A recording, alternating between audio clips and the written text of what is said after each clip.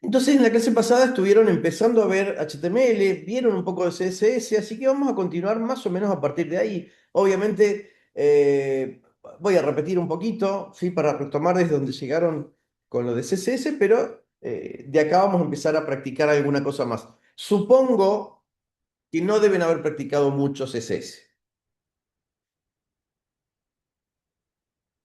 Vamos a ver.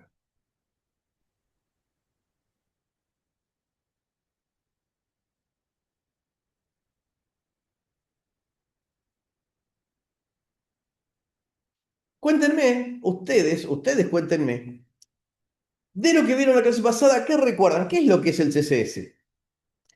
¿Y cómo se relaciona con el HTML? Sí, a ver qué opinan, o qué se acuerdan, pero los que ya sabían de antes, no, digamos, los que están viendo esto desde cero, ¿qué recuerdan?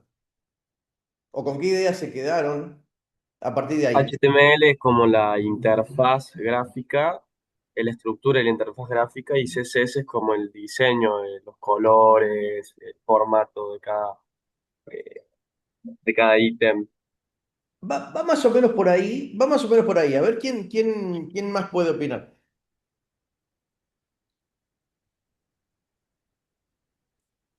A ver, en el chat dice HTML esqueleto, CSS estilo. Fíjense, lean el chat, ¿no? Dice HTML esqueleto, dice. ¿Lo ven? ¿Está compartido el chat? No Sí, sí, está compartido, profe. está compartido bien. No, pregunto porque así lo achico. Así lo corro, digo.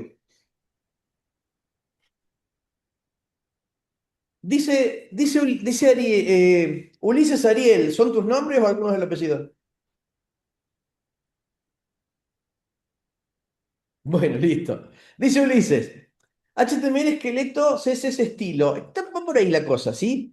Quizás yo lo corregiría o pensaría. Estratégicamente en ese lugar y Ah, se agachan, evidentemente. sí, ahí está. Eh, está bien la idea que planteaba Ulises, yo corregiría una palabra, porque básicamente la cosa es, en el HTML va el contenido, lo que efectivamente queremos que se muestre. El texto, las imágenes o los formularios o lo que fuera, los datos, si tenemos que traerlos de una base de datos, lo que fuera que tenemos que hacer que se vean. Y el CSS determina cómo es que queremos que se vean. Por una cuestión histórica, con el tiempo se fue identificando la necesidad de separar estas dos cosas. Por un lado, escribir qué es lo que queremos que se vea y por otro, escribir cómo queremos que se vea. Hay dos motivos principales para esto. Por un lado, el contenido y el estilo se modifican en tiempos diferentes, ¿sí? Es decir, el, el estilo nos lo define probablemente un diseñador gráfico o lo elegimos nosotros si tenemos algo de idea y generalmente se mantiene por un buen tiempo. Puede que mientras el sitio está a la vista, mientras se lo va usando, se decida hacer algún cambio. El contenido puede que cambie más a menudo. Si tengo que poner noticias, todos los días voy a tener que ir cambiando el contenido. Si tengo que hacer un sistema de información y todos los días va a haber datos nuevos, en realidad, cada vez que yo toque F5 tendré que traerme los datos actualizados para ver los resultados. Eso por un lado. Entonces, si yo tengo que tocar archivos, o bueno, si es un sistema informático, bueno, seguramente habrá programación. Y la programación va a cambiar en momentos diferentes de lo que cambia el estilo. Pero por otro lado, si mezclamos todo eso en un mismo archivo, cuando tengamos que modificar nos enfrentamos a dos cosas. Una, si está todo mezclado es más difícil encontrar dónde cambiar, obviamente. Pero otra, en un sitio web ya sea un sitio web público o algo para un sistema de información, para algo privado, una empresa, un cliente, lo que fuera. En ambos casos, cualquiera de esos casos, el, el, el momento, el momento en que yo quiero cambiar algo, normalmente quiero hacer un cambio para todo el sitio. Si viene alguien y me dicen, che, necesitamos que cambió el logo de la empresa. Bueno, probablemente esté una imagen y cambio esa imagen y listo. Pero si me dicen, el diseñador gráfico eligió cambiar el color de fondo de todo el sitio.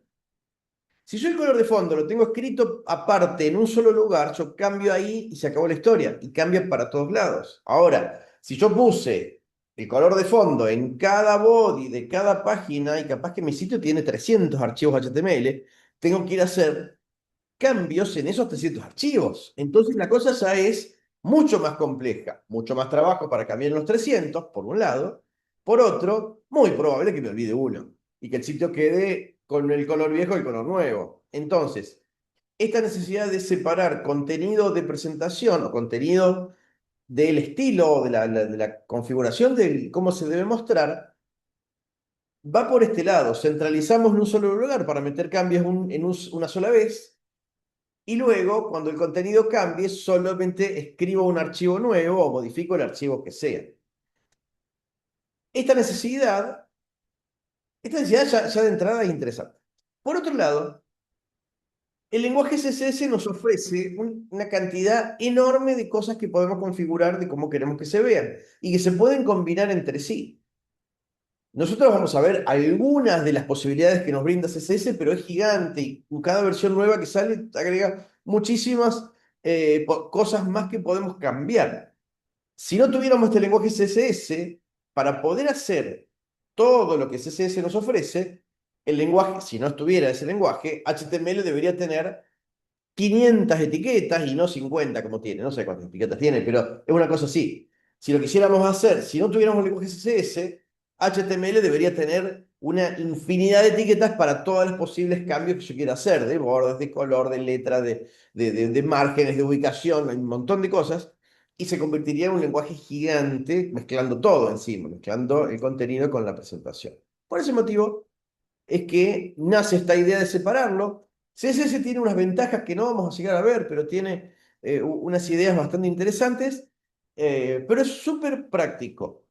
Lamentablemente, nos impone un esfuerzo extra porque tiene una sintaxis muy diferente a la de HTML, entonces tenemos que aprender dos lenguajes diferentes, muy diferentes uno del otro, y con razonablemente, como les digo, dos reglas sintácticas, dos conjuntos de reglas sintácticas distintos, pero se aprenden fáciles, no son tan complejos. Ahora, el asunto es este, ¿sí?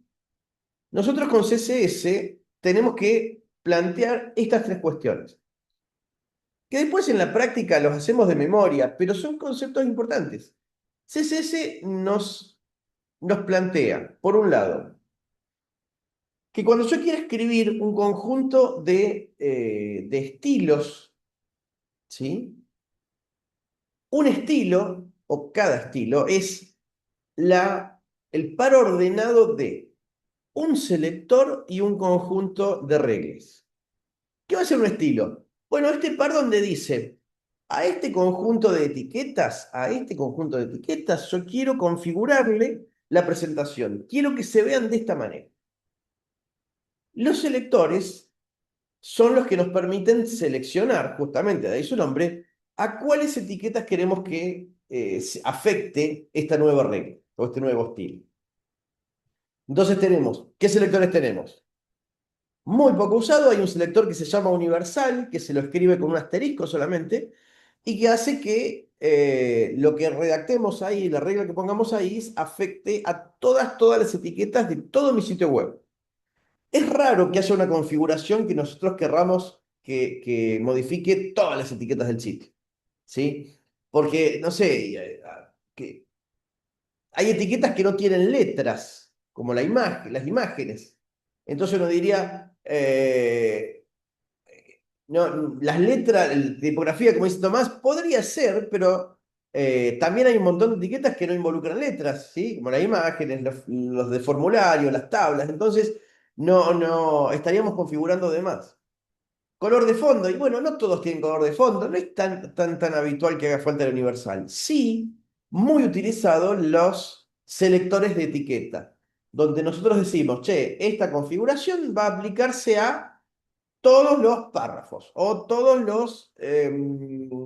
las TDs, las celdas de las tablas, ¿sí? O todos los H1. Entonces, ahí sí, no importa cuántos archivos HTML tenga mi sitio, ni cuántas veces aparezcan, cuántas instancias de esas etiquetas aparezcan, se va a aplicar para todos. Este es uno de los más usados. Pero a veces no tenemos que modificar todos los párrafos de todo el sitio, ¿sí? Todas las imágenes de todo el sitio, ¿sí?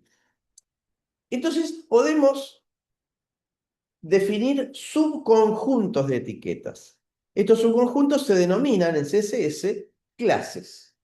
Las clases se van a identificar con un nombre, un identificador que nosotros vamos a inventar. Entonces, nosotros vamos a decir, quiero una clase de etiquetas que se llame, no sé, resaltado.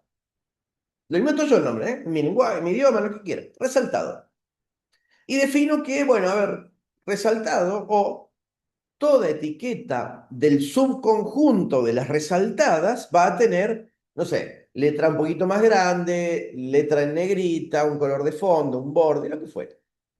A partir de ahí, en aquellas etiquetas que yo quiera incluir en mi subconjunto de los resultados, le agrego un atributo llamado class. Entonces digo, a ver, este párrafo o esta imagen o este subtítulo son del tipo resaltado.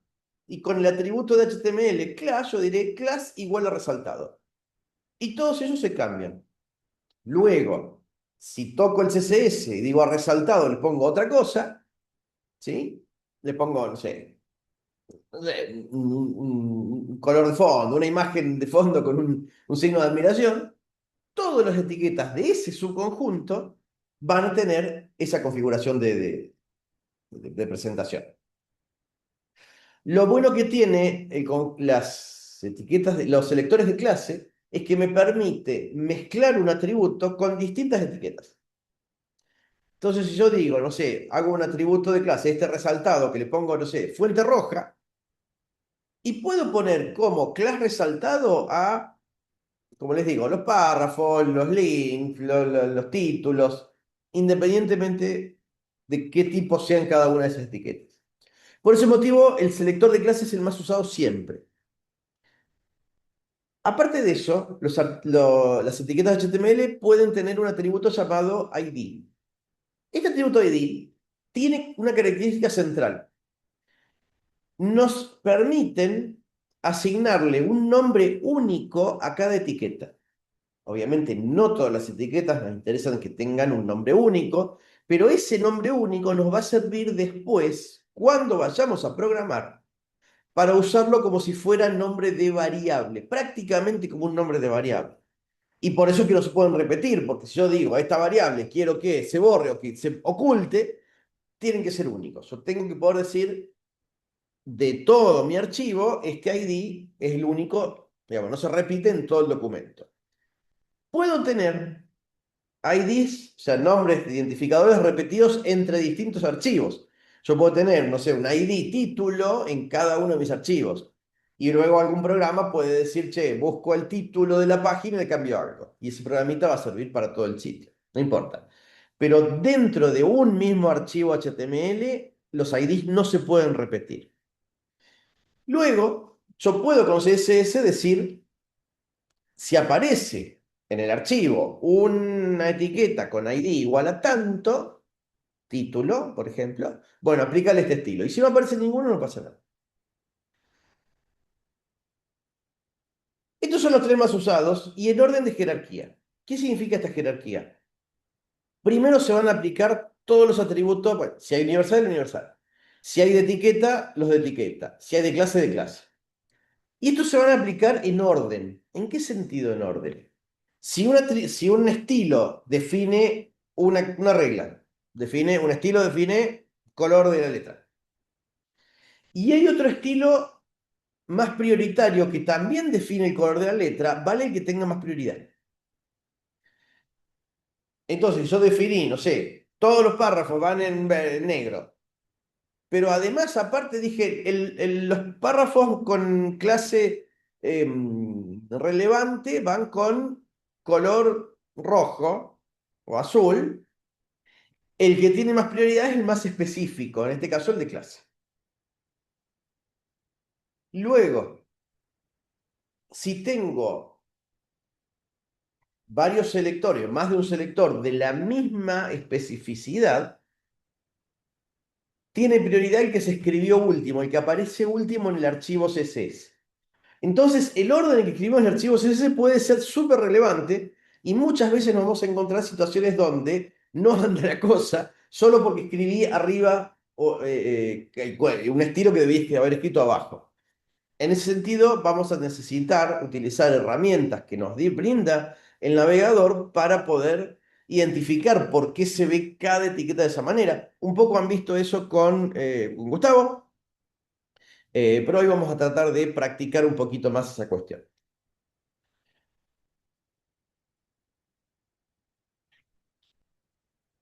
Vamos a tocar, antes de hacer algo, vamos a escribir alguna cosita, ¿sí? Yo voy a escribirlo con Visual Studio Code. Estaría bueno si ustedes más o menos van tratando de repetir la misma ejercitación, ¿sí? A ver, tengo acá el code, esto no.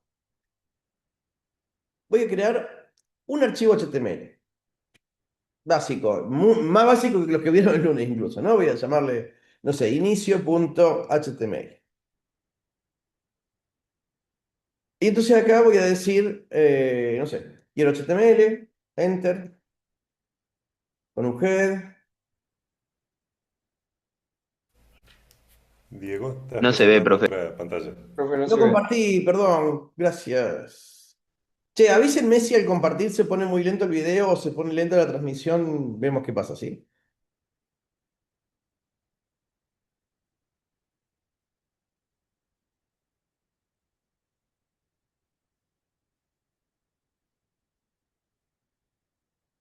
A ver.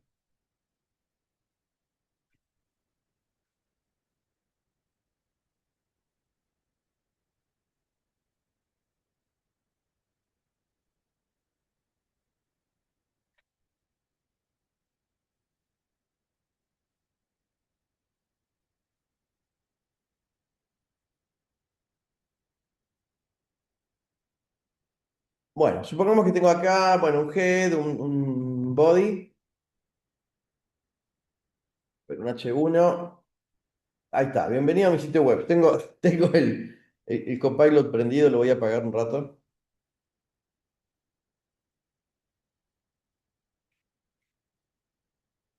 Voy a hacer que este tenga un párrafo. Lo voy a prender para que me ayude a escribir.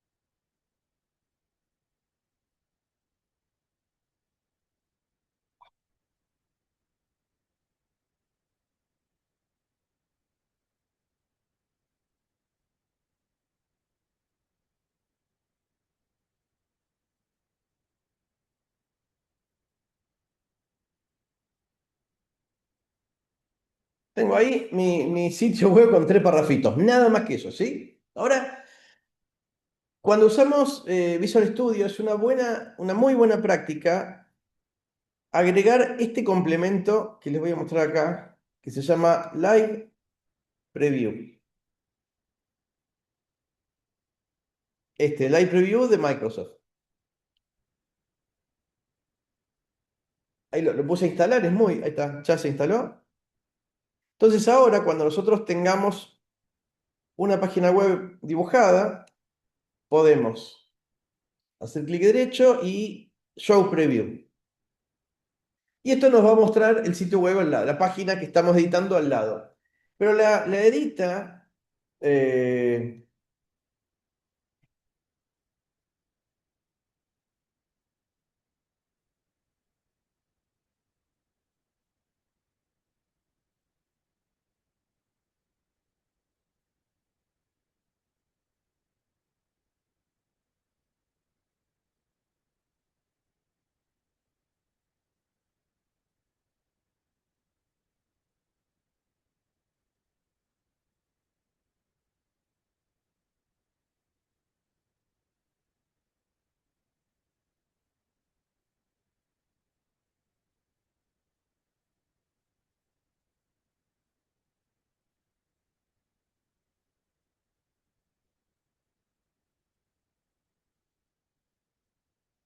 Bueno, ahí tengo mis tres parrafitos, ¿sí?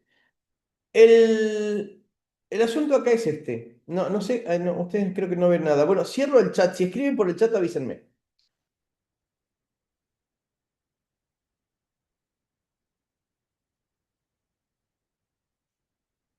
Quiero cerrar un poco.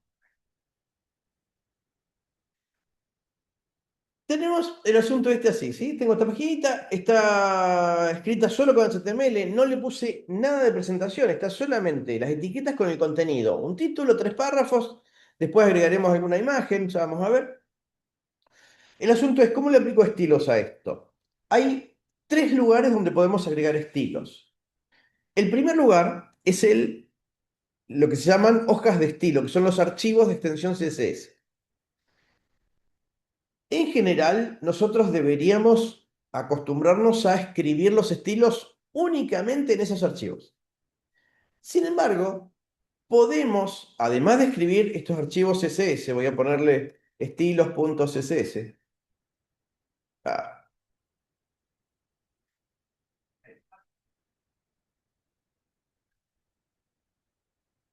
Además de esto, nosotros podríamos escribir estilos dentro del head. ¿Sí? Nosotros acá necesitamos una etiqueta link para agregarle un enlace al archivo de estilos. Con esto estamos diciendo, quiero que este archivo HTML se enlace con una hoja de estilos ubicada en este archivo. Podríamos también escribir acá una etiqueta style.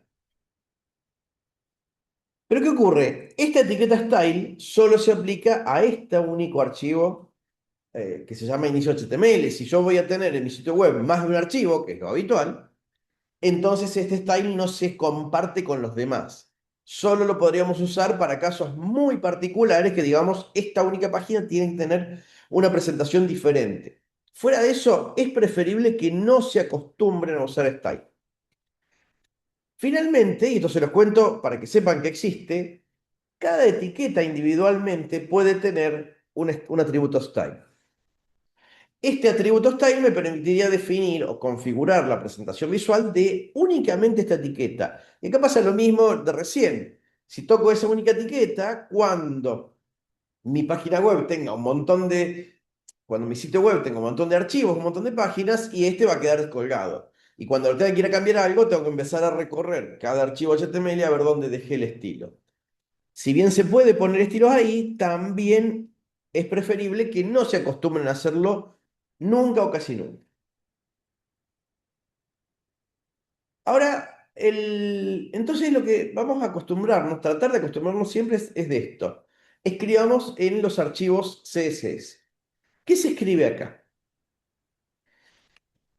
Se escriben, bueno, como decía hace un ratito en el diagramita, conjuntos de reglas. Estas reglas tienen la forma siempre de selector.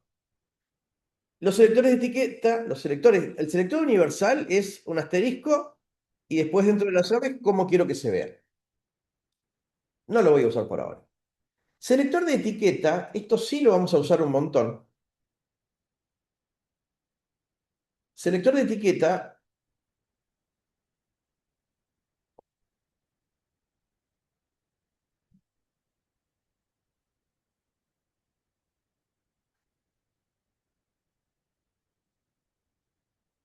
nos permite definir cómo queremos que se vean todos los P en este caso. ¿Sí? Entonces voy a decir, quiero que todos los P se vean con una fuente Arial. Y ya en mi sitio, todos los párrafos, todos los P que aparezcan en cualquier lado del sitio, aunque tenga 200 páginas, todos se van a ver iguales con esa fuente. Pero puedo configurar un montón de cosas de fuentes, ¿sí? Por ejemplo, puedo definir font size y decirle, por ejemplo, ahí le digo 10 píxeles. O le podría decir 10 centímetros. No, está zarpado. Milímetros. 10 milímetros es un poco más complejo de usar porque si veo esta página en una computadora con una pantallita chiquitita o una computadora con un monitor grande, y 10 centímetros puede que quede desproporcionado. 10 milímetros. Ahora, si veo esto en un celular, 10 milímetros es gigante. Entonces, aunque pueda utilizar medidas métricas del sistema métrico universal o del imperial. Yo podría decir acá 10, 1 pulgada, ¿sí? Y ahí cada letra tiene más o menos, bueno, 2,54, cada línea en realidad más o menos, sí, más o menos 1 pulgada. Profe, Pero normalmente vamos a utilizar puntos, que es una medida que sí trata el navegador de escalarla de alguna manera según el tipo de fuente de pantalla que tengamos. eh, o la píxel en más lugar de punto, profe. interesante, ¿cuál? No escuché. Píxeles en lugar de puntos, porque eso no se adaptaría a la pantalla. Y depende, es que ahí dependés si es píxel, dependés del tamaño del píxel. Tenés un celular con retina, no es lo mismo que si tenés un celular con un celular viejo. ¿Sí? Dependés del Ah, ok, tamaño del ok. píxel ahí, ¿sí? Fíjate, este monitor está en Full HD y 10 píxeles es nada, ¿sí? Ahora, si estuviera en un monitor con menos resolución, 10 píxeles bueno, es bastante más grande. Por eso, en general, se prefiere usar estas fuentes que son unidades que vienen de la imprenta en papel, pero que sí son más, el navegador trata de calcularlas para que se vean más o menos parecidas. La medida más interesante es la EM, ¿sí? Esta medida EM plantea una fuente de tamaño proporcional al contenedor. Entonces, si yo tengo una... Esperen, se usa así. Si yo tengo, por ejemplo, un texto y dentro del texto tengo una etiqueta más chiquitita para poner, no sé, remarcar una porción, si yo cambio el tamaño del texto, esta puede quedar diferente. Un EM significa 100% de mi contenedor. 1,2 a 1,2.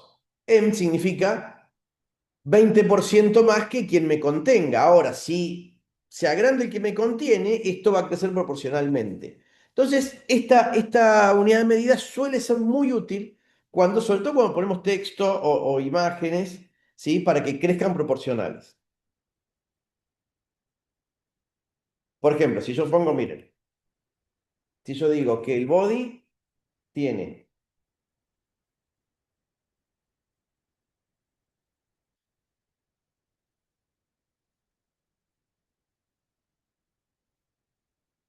font size de 10 puntos. El P ya es un poquito más grande.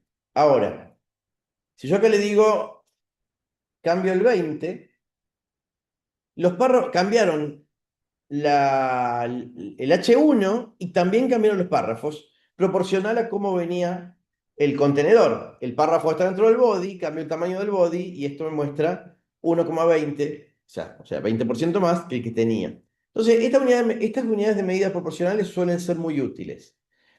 Para otras cosas, tenemos también la posibilidad de indicar porcentajes, ¿sí? Por ejemplo, pongo una imagen y puedo decir, esta imagen tiene que ocupar el 50% de la pantalla.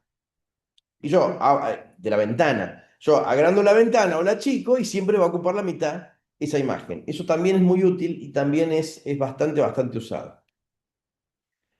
Ahora, supongamos que yo acá puedo cambiar un montón de cosas, ¿sí? Así como cambié la fuente, podría cambiar, no sé, el color de la letra. Y decir color igual a, no sé, Gainsborough, ¿sí? Que es un grisecito, no, muy finito, muy suavecito.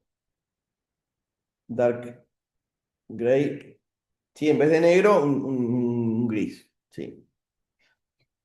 Y podría cambiar un montón de cosas más. Depende, lo que estemos haciendo es lo que puede tener sentido modificar, ¿sí? Por ejemplo, en un párrafo podríamos ponerle un border,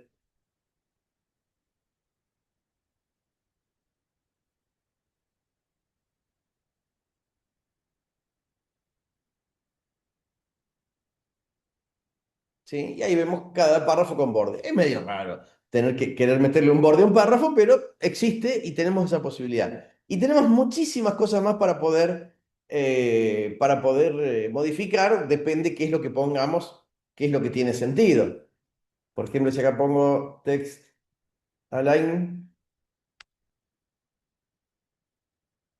justify, ¿ven? Ahí el párrafo se justifica, es decir, pone espaciado extra para ocupar siempre el ancho de la columna donde está dibujando. ¿Sí?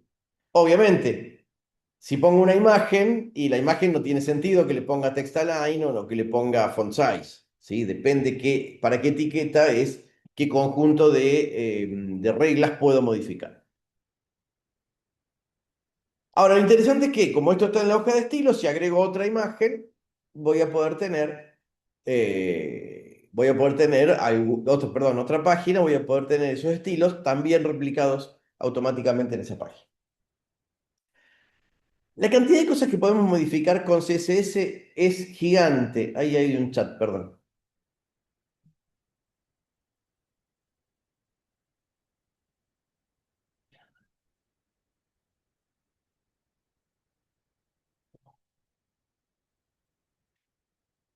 Bueno, recién agarro el chat. Justo Joshua decía, usamos unidades relativas como remo-em. Claro, bueno, justamente, estimo que lo preguntaste antes de que lo estaba contando. Juli pregunta, ¿hacer zoom en qué? ¿En la letra? ¿En el código fuente? Sí, el código, profe. ¿Cómo era? Ahí un poquito más. Ahí se ve mejor. Gracias. Bueno,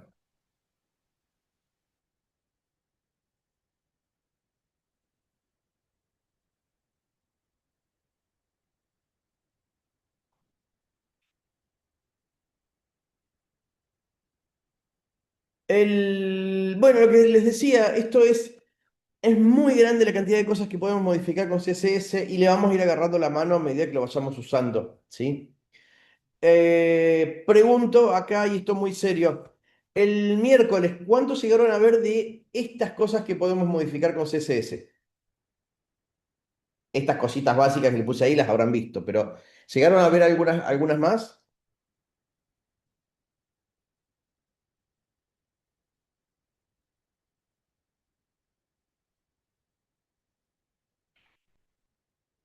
Bueno, perfecto. Bien, bien, bien, bien, bien. Bueno, entonces les voy a mostrar un poquito más y eventualmente voy ampliando un poquito el cuadrito este.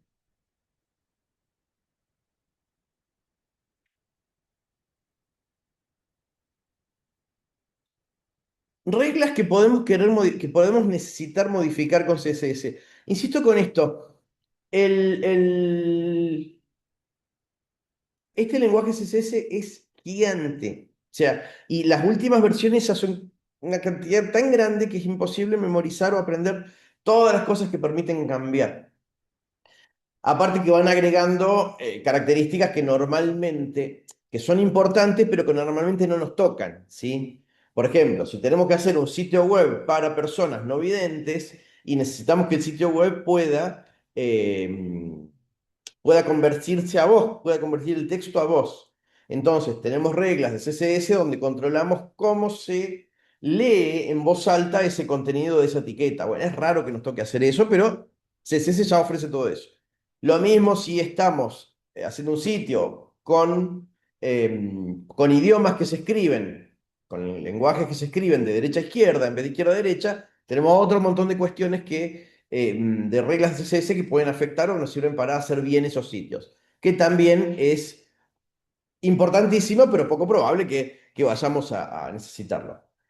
Sí, esto que estoy mostrando, ¿qué cosa? El dibujito este, sí, el cuadrito este se lo pongo. Igual está demasiado escueto de más, pero lo podemos ir completando y lo hacemos, ¿sí?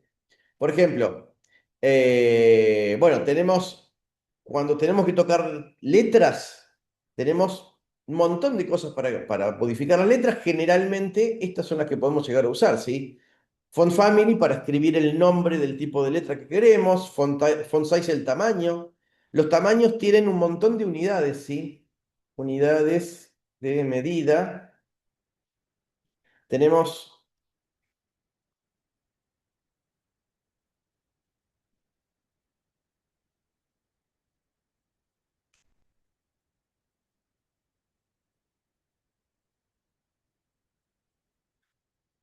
Muchas unidades de medida, a ver, las que me puedo acordar así bien rápido, o por lo menos las más usadas. Puntos,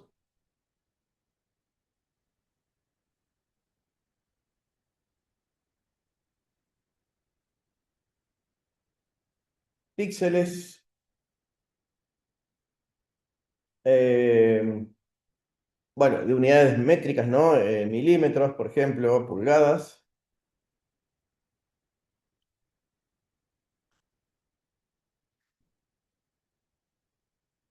Bueno, y las proporcionales, ¿sí? Rem.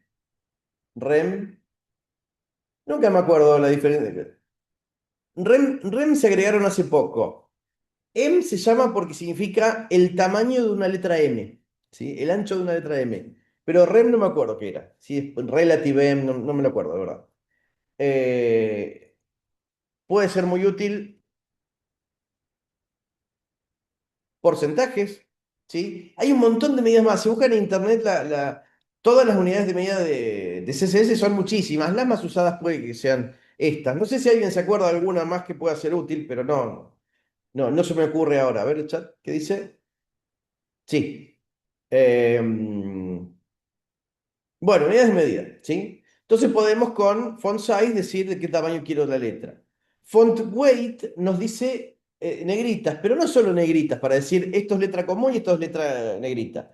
Con font weight podemos decirle un poquito negrita, mucho más negrita o más flaquita, más livianita, ¿sí? O hasta podemos incluso darle un porcentaje, decirle 100, 200, 300, hasta 900, que es la más gorda de todas, ¿sí? Tenemos para poder regular qué tan negrita queremos la letra. Font style, itálica y alguna más, la más útil o la más necesaria ahí debe ser itálica. Text align, los que les mostraba recién, si queremos que, dada la región rectangular donde estoy escribiendo el párrafo o la celda de la tabla, si la quiero a la izquierda, a la derecha o justificada o centrada. Text decoration nos permite indicar tachado y subrayado. Vertical align. En regiones rectangulares con ancho, con altura establecida, si va a estar concentrado vertical, o arriba de todo, abajo, al medio. No sirve para un párrafo porque el párrafo crece con el contenido. Pero en una tabla, en una celda de una tabla, quizás la celda ya está grande por las vecinas, ahí puedo decir, bueno, el texto de esta celda va centrado, o va abajo de todo lo que fue.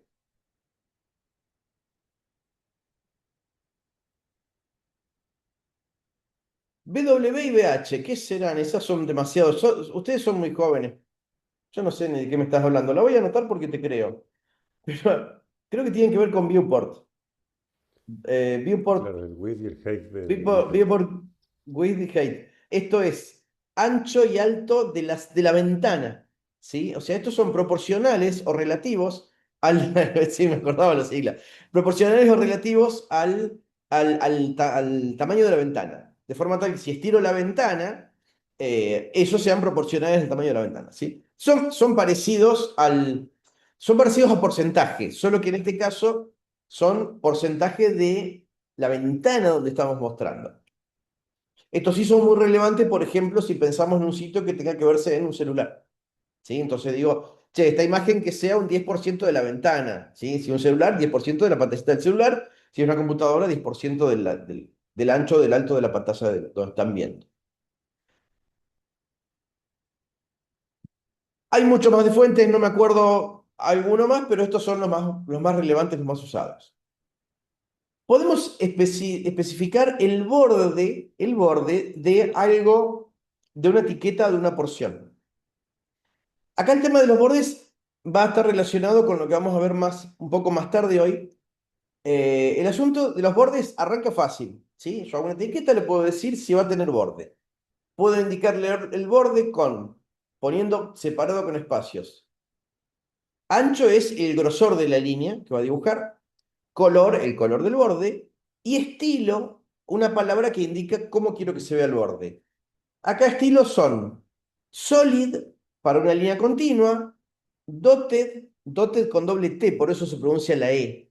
Dotted que es línea de puntos; dashed, con guiones, y hay algunos más, no me acuerdo con doble creo que hay.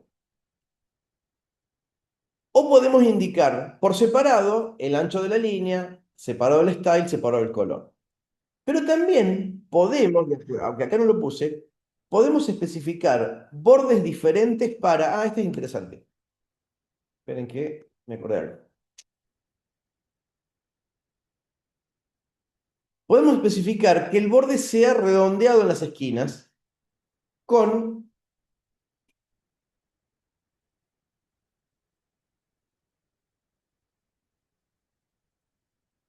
border radius.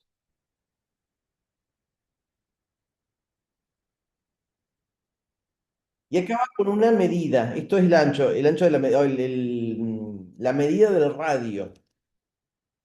¿Sí? Ah, le voy a poner medida del radio. Generalmente van a ser 2 píxeles, 3 píxeles, que es lo que va a ocupar un cuarto de círculo en cada esquinita. Y hay un montón de cosas más. Hasta se puede definir, nunca me acuerdo cómo se escribe, pero se puede definir sombras. ¿Sí? Sombras para una sección, ¿sí? O para una etiqueta. Los colores se pueden indicar, bueno, podemos indicar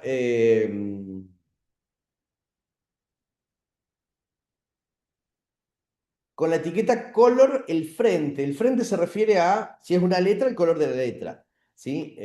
Sí, y según otras etiquetas, ¿qué es lo que cambia del frente? Y background color, el fondo, ¿sí? De lo que está detrás, dentro de la región rectangular de la etiqueta, ¿qué es el color que quiero que haya detrás?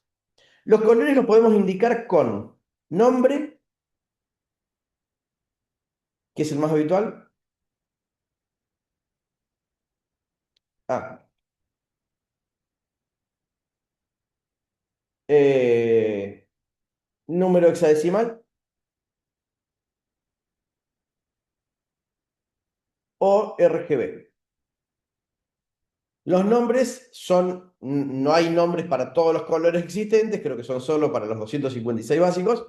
Si no, tenemos que usar notación con hexadecimal o directamente RGB y decir el peso de cada uno de los colores primarios. Acá nos va a ayudar mucho el editor, ¿sí? Visual Studio Code, cuando tenemos que escribir un color, nos pone una paletita para elegirlo sin tener que andar sabiendo el color en hexa o en RGB.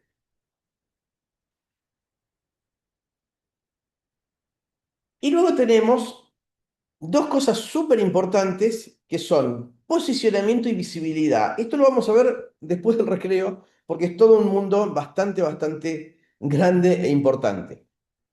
Antes de seguir, antes de ir al recreo, quiero mostrarles algo que es central acá.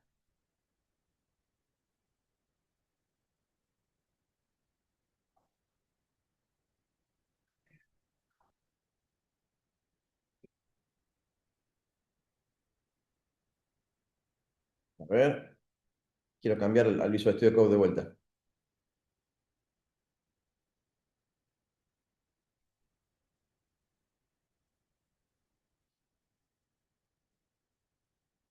Mm, mm.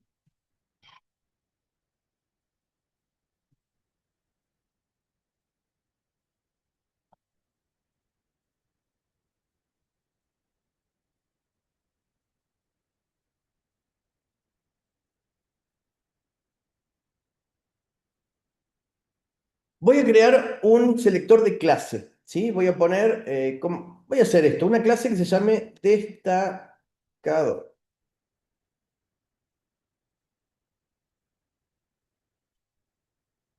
Y este destacado es de clase porque tiene un puntito. Voy a decir que destacado tenga un borde con 3 píxeles sólido y rojo, que tenga font size un poco más grande todavía, 1.2, 1.4 em, y que tenga un color también rojo, pero En vez de rojo voy a elegir, miren, le hago clic al cuadradito y me abre la paleta, una paleta de colores para elegir el color que yo quiera, ¿sí? A ver, ya va a abrir. Le voy a poner, no sé, a ver qué es eso.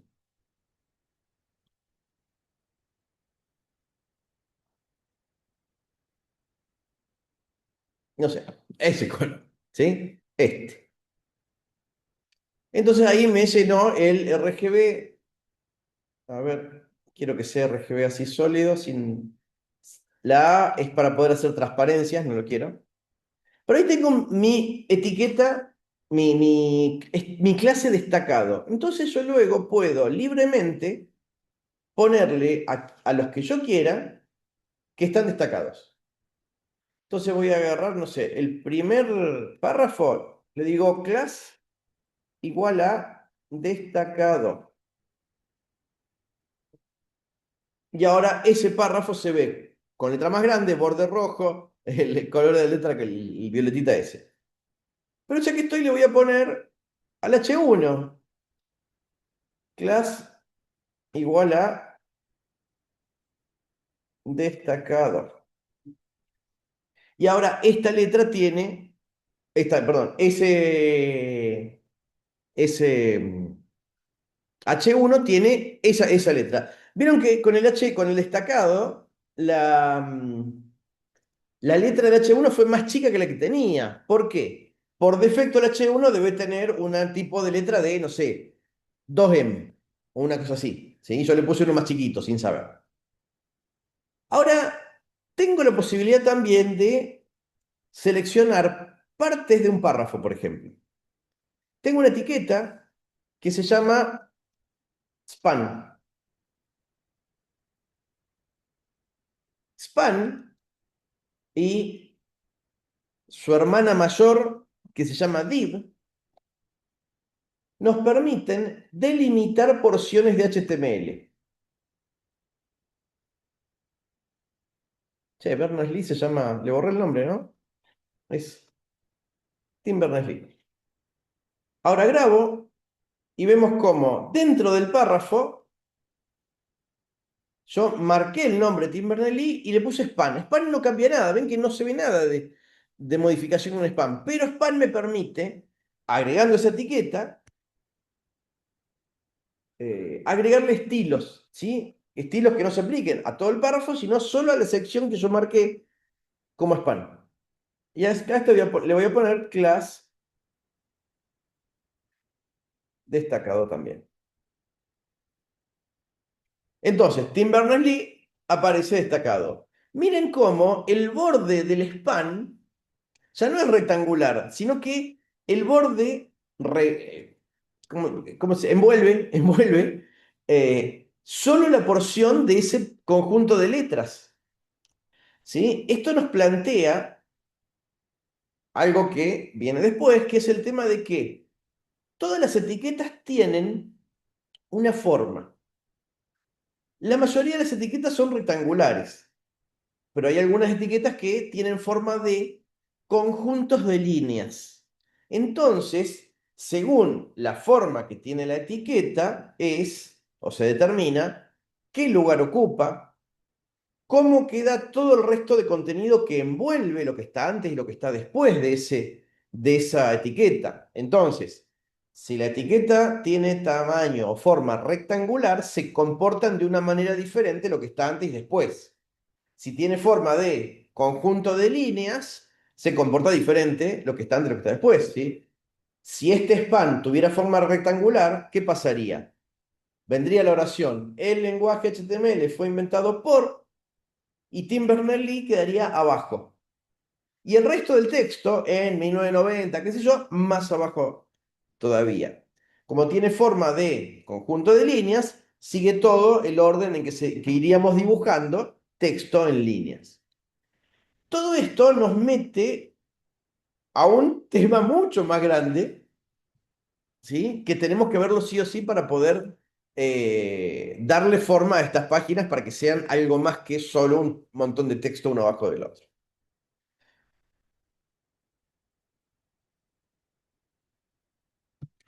Gente, preguntas hasta ahora. Nos vamos a meter ahora en un tema Continuando, CSS, un tema ahora un poco más difícil, ¿sí? Entonces, pregunta de todo lo que venimos viendo hasta ahora.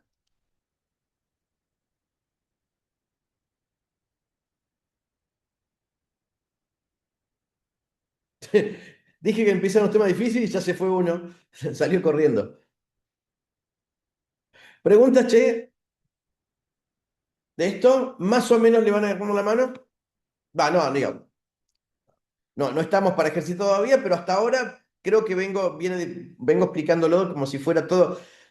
Le estoy mintiendo, voy explicando como si fuera todo fácil. La verdad no es fácil. Cuando empiezan a meter la mano a ver que no es nada fácil. Parece fácil, ¿sí? Pero después se pone un poquito más difícil. Se van a ayudar muchísimo con Internet, muchísimo con inteligencia artificial, porque esto es algo que tiene muchos años, hay muchísima información por todos lados, pero tiene su curva de aprendizaje.